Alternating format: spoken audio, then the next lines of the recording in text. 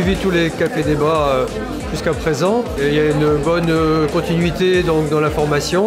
On apprend plein de choses, on aime notre ville. Et on a envie de l'avoir changé et bien s'améliorer. Et c'est vrai que quand on se balade dans Brest, on imagine toujours qu'est-ce qu'on pourrait faire parce que c'est une ville où il y a encore beaucoup de potentiel. La démarche participative est très intéressante. Ça m'intéresse parce que je trouve que c'est dommage d'avoir ces îlots qui sont très minérales et essentiellement consacrés à la place de la voiture, des garages, etc. En plus, apparemment, un peu sous-utilisés en tant que garage.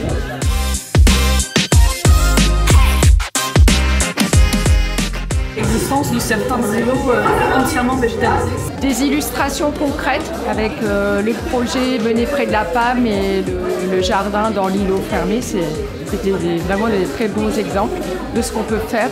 Et moi, c'est la concertation. C'est important d'écouter les gens. On voit qu'il y a des avis très différents. C'est dommage qu'il n'y ait pas plus de jeunes parce qu'on voit dès qu'ils interviennent, ça remue un peu les choses, quoi.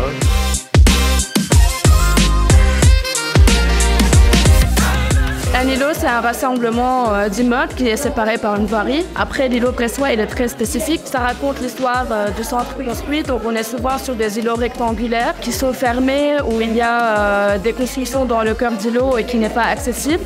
Mais après, au fur et à mesure, on voit qu'il y a des îlots qui s'ouvrent un peu, qui sont accessibles, où il y a des usages dans le cœur d'îlot, jusqu'à l'îlot qui est vraiment ouvert, où il y a une voirie qui le traverse. Dans sa forme, en fait, il y a de la connexion avec son contexte urbain.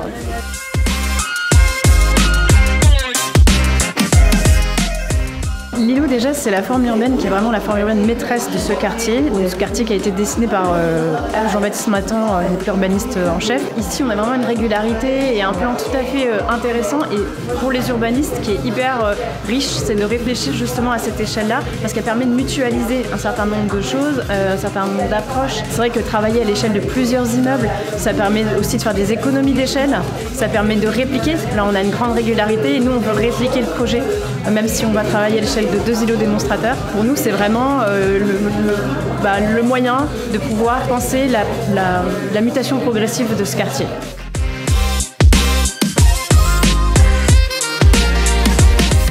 Moi, j'ai animé ce café débat ce soir avec les équipes d'AIA et Ludivine Carlier. Pour moi, ce café débat s'est bien passé. Il y avait beaucoup de monde, des habitués, mais aussi des nouveaux. Toutes les thématiques ont été abordées, que les gens n'étaient pas forcément d'accord entre eux. Et c'est pas très grave au final parce que c'est ce qui a permis aussi aux gens de se rencontrer et de discuter d'un sujet sur lequel ils n'avaient pas la même perception. Donc je trouve que ce débat il a été plutôt enrichissant. On a l'impression que les gens ils viennent, ils ont envie de participer, ils ont envie de donner leur idée, ils ont envie de concret aussi et de vite savoir comment le centre-ville va être rénové. Mais il y a de l'envie quoi, et il y a de l'envie de partage, il y a de l'envie de rencontre, il y a l'envie d'aller plus loin et donc ça c'est vraiment chouette.